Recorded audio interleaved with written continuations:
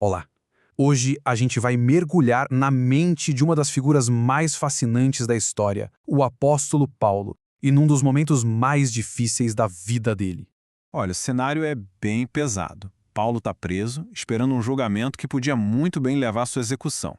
E aí fica a pergunta que vai guiar a nossa conversa. Com a morte batendo na porta, o que era mais importante para ele? Então, para a gente entender a cabeça dele naquele momento, a gente precisa dar um passo para trás. Porque essa prisão, veja bem, não foi algo que aconteceu do nada. Era só mais um capítulo numa história, nossa, uma longa história de muito sofrimento. E isso é fundamental, sabe? Paulo já conhecia a perseguição de perto, muito de perto.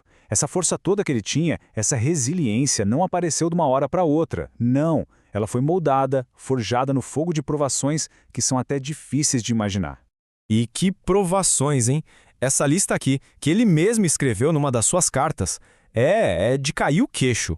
Ele fala de ter sido preso várias vezes, açoitado incontáveis vezes, apedrejado. Pensa bem, ele sobreviveu a 3 naufrágios. Passou um dia e uma noite à deriva no mar. Enfrentou perigo de rios, de bandidos, perigo na cidade, no campo, no mar. E talvez o pior de tudo, perigo vindo de falsos irmãos. E como se não bastasse, ele ainda fala de trabalho, cansaço, noites sem dormir, fome, sede, frio, nudez. Cada coisinha nessa lista é um trauma gigantesco. Mas, e aqui vem a parte mais surpreendente. Por mais absurdo que pareça, essa lista de sofrimentos físicos não era o que mais tirava o sono dele. Tinha algo mais fundo, uma preocupação que, para ele, era maior que tudo isso. É nesse ponto que a gente tem uma virada de chave. Depois de descrever todo aquele horror, ele revela o que era o seu verdadeiro peso. Ele diz: além de tudo isso, o que pesa sobre mim todo santo dia é a minha preocupação com todas as igrejas. Gente, isso é impressionante.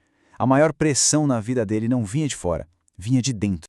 E essa diferença é a chave de tudo. O sofrimento físico, a perseguição, isso vinha de fora, machucava o corpo e de certa forma passava. Mas esse fardo espiritual, essa era uma pressão que não parava. Era todo dia pesando direto na alma. Era uma preocupação que simplesmente não ia embora. E não era uma preocupação distante, não. Era algo muito pessoal. Ele não enxergava as igrejas como, organizações. Para ele, eram a família dele.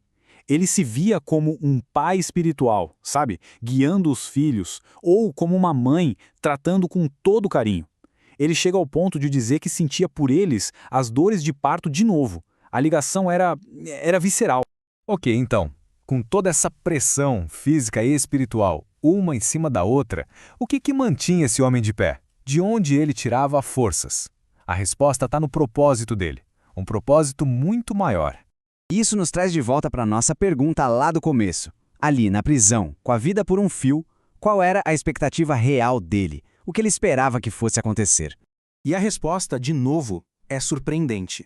A esperança dele não era ser inocentado, nem mesmo sobreviver. A única expectativa, a única coisa que importava era que aquela situação toda, não importava o resultado, trouxesse glória a Cristo. O foco dele estava totalmente além do seu próprio destino. As palavras dele mesmo deixam isso bem claro. Ele escreve assim: que agora, como sempre, Cristo seja engrandecido no meu corpo, quer pela vida, quer pela morte. Para ele viver ou morrer, tanto faz. Eram só 2 maneiras diferentes de cumprir um propósito muito maior. E essa convicção toda não era algo que ele guardava só para si. Pelo contrário, ela teve um impacto público gigantesco. Acabou transformando a própria fé dele num sermão vivo. Quer dizer, o jeito que ele agia na prisão não era um assunto particular. A coragem dele, a tranquilidade, aquele foco em algo maior, tudo isso virou uma demonstração pública, muito poderosa, da sua fé. Quem olhava para ele não via um homem acabado, derrotado. Via alguém com uma convicção que nada podia abalar. Tem uma citação que resume isso de um jeito perfeito. A paciência e o bom ânimo de Paulo durante sua longa e injusta prisão, sua coragem e fé, eram um sermão constante. Ou seja, a própria vida dele, na pior situação possível, virou a sua mensagem mais forte. E tudo isso nos deixa com uma última reflexão, né? A história de Paulo nos mostra como uma convicção profunda pode transformar o sofrimento na mais poderosa das mensagens. E a pergunta que fica no ar é: e hoje? O que a nossa fidelidade, no meio das nossas dificuldades, revela sobre aquilo que realmente importa para a gente?